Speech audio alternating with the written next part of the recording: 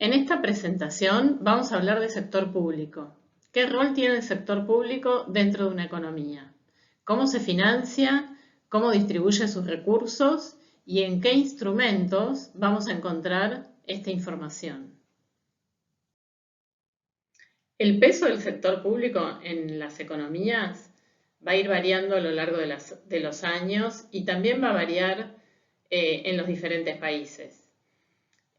Lo que vemos en este gráfico es la evolución del sector público en Estados Unidos entre los años 1929 y 1995.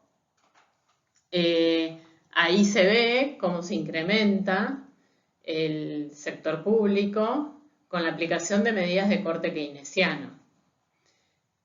Va a aumentar el nivel de gastos y por ende también el nivel de recursos que debe conseguir el Estado para afrontar esos gastos.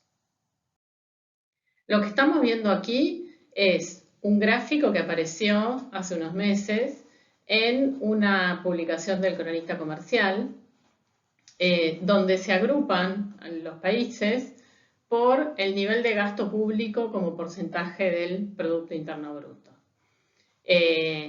Lo que se ve aquí es que Argentina se encuentra en un nivel intermedio y muy por debajo de algunos países centrales como Austria, Finlandia, Bélgica y Francia. En este gráfico que vemos aquí, que apareció en Perfil hace poquito, ahí está el link de la publicación, lo que vemos es el gasto público primario, que esto es el gasto público sin contabilizar los intereses pagados entre los años 1993 y 2017. Y ahí se ve el incremento del gasto público tanto a nivel nacional, que es el azul, como provincial, que es el naranja. Y por otro lado, también lo que vemos es el incremento exponencial de la deuda entre el año 2015 y 2020.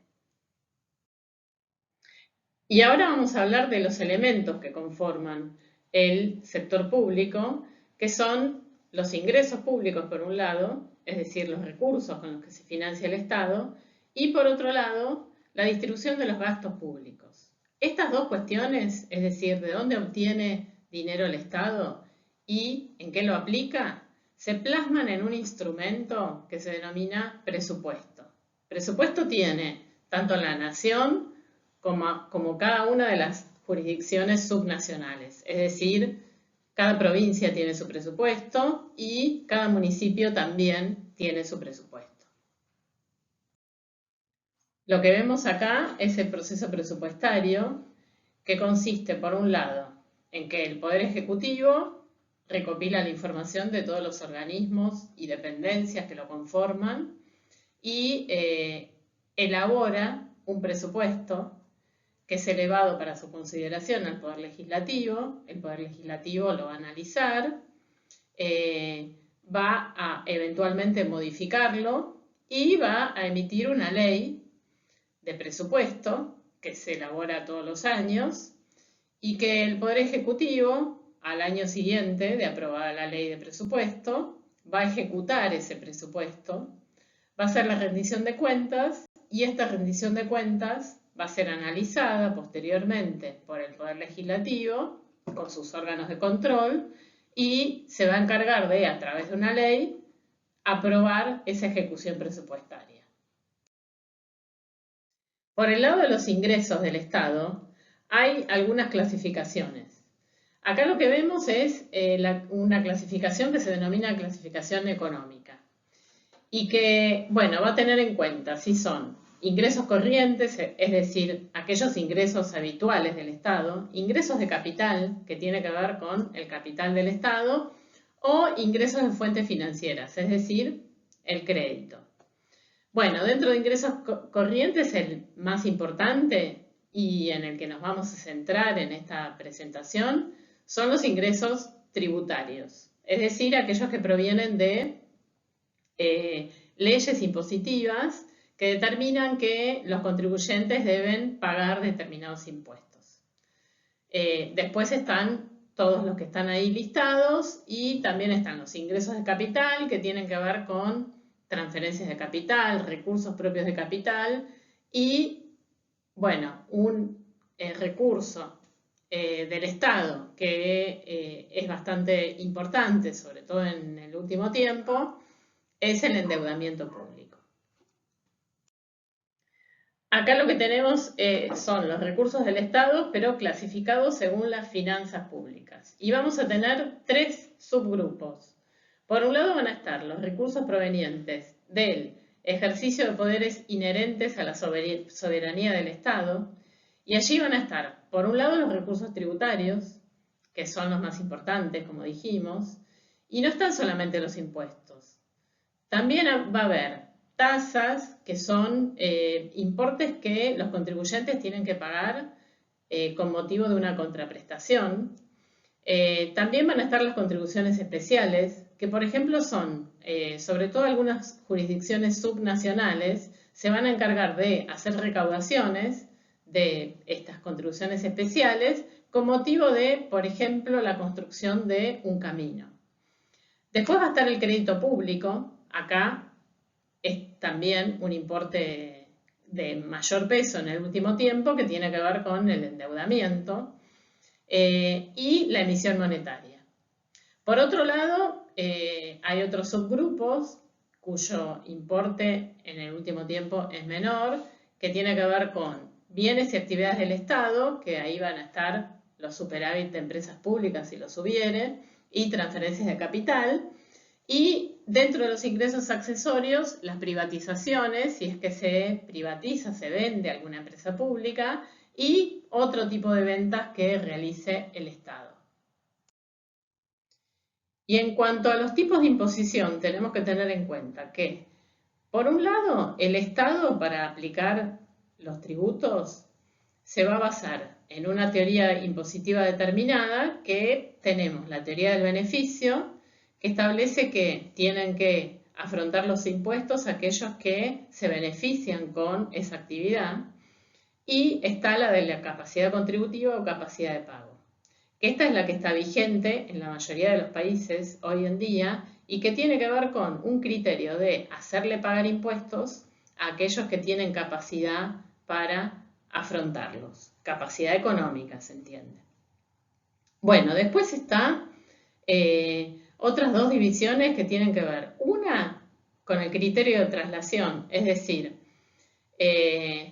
si son impuestos que no se pueden trasladar, que se aplican directamente sobre la manifestación de riqueza o de ingreso. Este es, por ejemplo, el impuesto a las ganancias, es un impuesto directo, y el impuesto sobre los bienes personales, que se aplica directamente sobre la persona que tiene esos bienes. Y después están los impuestos indirectos, que se pueden trasladar. ¿Por qué? Porque en realidad los paga el que vende, por ejemplo, no sé, el que te vendió el pantalón, está pagando el impuesto al valor agregado, al fisco, pero en realidad él lo recauda, porque te lo cobra a vos. Y son impuestos que se llaman indirectos, y el ejemplo por excelencia es el impuesto al valor agregado. Bueno, estos mismos 2 ejemplos nos sirven para entender los impuestos que son progresivos o regresivos. Y que lo que tienen en cuenta es cuál es la alícuota o el porcentaje de impuesto que afronta el contribuyente en relación con su capacidad de pago. Aquellos que son progresivos implican que a mayor capacidad de pago, el porcentaje que va a afrontar sobre su capacidad de pago es mayor. El impuesto a las ganancias tiene esta particularidad, es un impuesto progresivo, porque hay una alícuota que es creciente, que cuanto más gana una persona, el porcentaje que tiene que pagar de impuestos es mayor. En cambio, el impuesto al valor agregado se dice que es regresivo porque, comparado con la capacidad de pago, lo que tiene que afrontar el contribuyente, cuanto más capacidad de pago tiene, proporcionalmente es menor. Porque siempre paga el 21% de su consumo, pero un multimillonario no consume todo lo que le ingresa. Entonces no va a pagar el 21% de sus ingresos, sino que va a ser un 0,001%. En cambio, un trabajador que gasta la totalidad de su ingreso, el porcentaje que va a representar sobre su ingreso el pago del impuesto al valor agregado va a ser del 21%. Para entender el impacto de la política fiscal o la política impositiva en la distribución del ingreso, vamos a tener en cuenta esta clasificación, que por un lado hay una distribución del ingreso que denominamos primaria, que es la que efectúa el mercado con la asignación de los recursos, la sociedad civil y también el Estado, pero excepto la fiscal.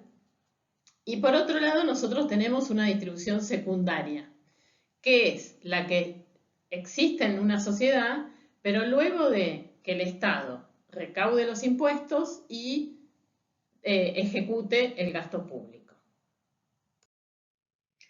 En este cuadro se muestra el índice de Gini antes y después de la aplicación de políticas fiscales en países centrales. Lo que se observa es que la intervención del Estado en estos países mejora la distribución del ingreso, teniendo en cuenta que el índice de Gini, que mide la igualdad-desigualdad en un país, cuanto más cercano a 0 es más igualitario y cuanto más cercano a 1 es más desigualitario. En cambio, en los países de Latinoamérica, la intervención del Estado, es decir, cómo queda distribuido el ingreso después de la aplicación de impuestos, en lugar de mejorar la distribución de ingreso, la empeora. Parece ser que en aquellos países en donde la distribución primaria del ingreso es más desigualitaria, hay cierta imposibilidad del Estado por aplicar políticas que mejoren la distribución del ingreso. Algunos lo atribuyen a los factores de poder de algunos sectores sociales que hacen lobby para que se impida la aplicación de políticas tributarias más redistributivas. Fijémonos lo que ocurre ahora, en estos últimos meses, con la discusión acerca de la aplicación del impuesto sobre las grandes fortunas. Acá se ve la evolución de la presión tributaria entre los años 1991 y 2007, dividido en impuestos progresivos por un lado y regresivos por el otro, y se observa el peso de la imposición regresiva en el total recaudado en la Argentina. Este es un gráfico que muestra el tipo de impuestos que se recaudan en Argentina, también durante el mismo periodo. Y fíjense ahí, bueno, la parte violeta, que representa el impuesto al consumo, es decir, el impuesto al valor agregado, que es efectivamente la fuente de recaudación más importante en este país. Y se pueden hacer algunas consideraciones con relación a las políticas tributarias durante el régimen de convertibilidad por un lado y el periodo post-crisis por el otro. Ahí vemos que durante la convertibilidad hubo reformas impositivas que permitieron simplificar la estructura tributaria y que hay dos grandes grupos de tributos que representaban el 70% de la recaudación, que era el impuesto al valor agregado y el impuesto a las ganancias. En cambio, en el periodo post-crisis, hablamos de la crisis del 2001, o sea, a partir del 2002-2003, lo que se observa es que se empezaron a aplicar nuevos tributos, entre ellos, por ejemplo, el impuesto a los débitos y créditos bancarios, que hay una estructura más compleja, porque con la aplicación de estos tributos y estos parches que se introducen en el régimen impositivo, se hace más compleja la estructura. No hubo una reforma integral y estos nuevos tributos y esta forma de integrar el sistema impositivo hacen que la sustentabilidad de la recaudación impositiva esté cuestionada. En conclusión, hay que señalar algunas cuestiones de estos dos periodos que señalamos. Por un lado está La presión tributaria, que durante el régimen de convertibilidad llegó al 21%. Esto estamos hablando de impuestos del gobierno central. Y en el periodo post-crisis ascendió al 31%. O sea, se incrementó la recaudación impositiva efectuada por el gobierno central. Después tenemos que tener en cuenta en cuanto a regresividad, progresividad, que durante la convertibilidad los progresivos representaban el 28%, que se incrementaron al 33% en el periodo post-crisis, y los regresivos representaban el 72%, que bajaron al 67% en el periodo post-crisis. Acá vemos otra medición de impuestos progresivos y regresivos en el periodo 97 y 2019. Esto está elaborado por otros autores. Lo que se ve es un incremento de progresivos entre el 97 y el 2003, que después se mantiene constante y que a partir del gobierno de Mauricio Macri, los impuestos progresivos disminuyen en una primera etapa y después vuelven a incrementarse. Acá vemos la carga tributaria en porcentaje del PBI de Argentina, por un lado, que está por encima del promedio de Latinoamérica y está por debajo del promedio de los países centrales. Y acá vemos la recaudación de abril de cada año como porcentaje del PBI de 2016 a abril del 2020. Fíjense cómo impacta la crisis en el nivel de recaudación y disminuye y se mantiene constante entre abril del 2019 y abril del 2020. Aquí vemos la incidencia de los impuestos a los ingresos de las personas físicas y a las ganancias de las personas jurídicas sobre el PBI en porcentaje en 2017 en distintos países y se observa claramente como Argentina está en el nivel más bajo y esta es una explicación que fundamenta el reclamo de la aplicación de impuestos como el impuesto a las grandes fortunas en Argentina. Vamos a ver ahora el resultado fiscal, es decir, la diferencia entre ingresos y egresos del Estado en distintos periodos. Acá se observa el resultado fiscal entre los años 1961 y 2017. Fíjense que salvo un breve lapso, el resto de los periodos se caracteriza por un resultado fiscal negativo, es decir, que los ingresos no llegan a solventar los gastos. Esto es para que tengan en cuenta en el último periodo cuál fue el desarrollo del resultado fiscal. También se caracteriza por resultado fiscal negativo.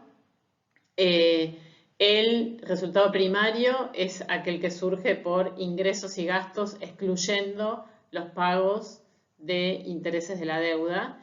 En cambio, el resultado financiero incluye el pago de intereses de la deuda. Y aquí vemos el resultado primario y el financiero hasta marzo del 2020, que sigue siendo negativo. Y en este gráfico vemos lo del último año. Es el cambio interanual del primer trimestre del 2020 comparado con el primer trimestre del 2019. Hay un incremento del gasto público corriente del 63%, que está por encima de la inflación, que fue aproximadamente el 50%. Un aumento de los ingresos públicos por debajo de la inflación, quiere decir que hubo un decrecimiento de los ingresos. Y una disminución del gasto en inversión pública de un 18%. Con relación al federalismo fiscal, que está vinculado con la obtención de ingresos entre los niveles nacionales y subnacionales, tenemos que tener en cuenta, por un lado, que las provincias preexistieron a la nación, que representan las organizaciones territoriales primordiales y predominantes, y que el artículo 121 de la Constitución Nacional expresa que son facultades de las provincias todas las no delegadas en la nación. Es decir que el actor fundamental en la recaudación tributaria debiera ser cada provincia. Acá tenemos los principales grupos de tributos por nivel de recaudación. A nivel nacional se recaudan impuestos coparticipados, es decir, que se participan con las provincias, y no coparticipables. Los coparticipados son el impuesto al valor agregado, el impuesto a las ganancias, el impuesto al cheque, el impuesto sobre los bienes personales, internos y sobre consumos específicos, entre otros. Los no coparticipables, es decir, que los recauda la nación y no los participa con los niveles subnacionales, es los impuestos sobre el comercio exterior, es decir, la retención a las exportaciones, por ejemplo, y las regalías que se cobran por explotaciones específicas. Después tenemos los impuestos que se recaudan a nivel provincial. Ahí vamos a tener el impuesto a los ingresos brutos, el impuesto inmobiliario, que seguramente ustedes deben haber visto en sus casas, que se recibe un impuesto que tiene que ver con la evaluación del inmueble, el impuesto de sellos y el impuesto a los automotores. Y a nivel municipal, lo que se recauda son tasas de servicios urbanos, por ejemplo, la tasa de alumbrado, barrido y limpieza se llama, tasa de servicios rurales, tasas por servicios de control e inspección y los permisos de construcción. En Argentina tenemos determinadas características que son principalmente que hay una gran concentración territorial de la riqueza. Es decir, que hay determinados territorios que concentran la mayoría del ingreso nacional de todo el país. Y hay una profunda desigualdad regional derivada de lo anterior.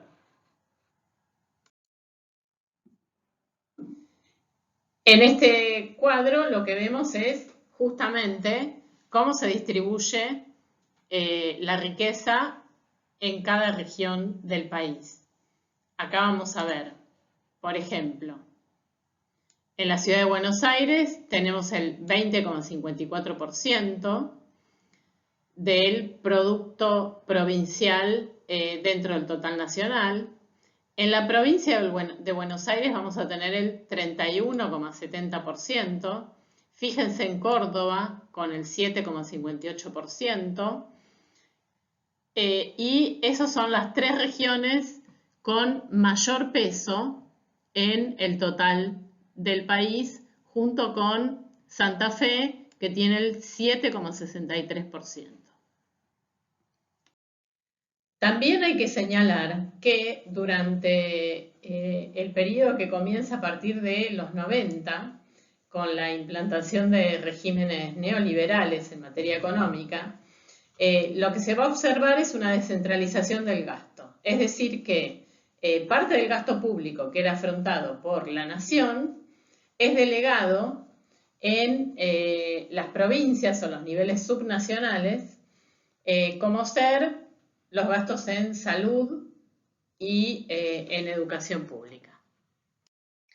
En este cuadro, que está en el texto del profesor Tavila, lo que vemos es cómo se distribuye el gasto, tanto primario como consolidado, entre nación y los niveles subnacionales. Ahí, en cuanto al gasto primario total, lo que vemos es que la mitad del gasto, aproximadamente, pesa sobre la nación y la otra mitad se distribuye entre provincias y municipios, que concentra el municipio solamente el 9,1% del gasto total. Y por último vemos cómo se distribuye la recaudación entre los distintos niveles nacional, provincial y municipal. Fíjense que casi el 80% de la recaudación se concentra a nivel nacional.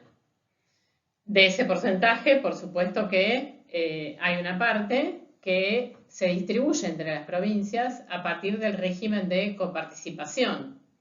Sobre todo teniendo en cuenta lo que vimos en el cuadro anterior, que era que el 50% de los gastos los afronta la nación y el otro 50% los afrontan la provincia y el municipio. Es decir que con lo que recauda la provincia, que vemos ahí que es el 16,6% del total de recaudación, no le alcanza para sufragar todos los gastos que caen en cabeza de cada gobierno provincial. Y lo mismo con los gastos de los municipios.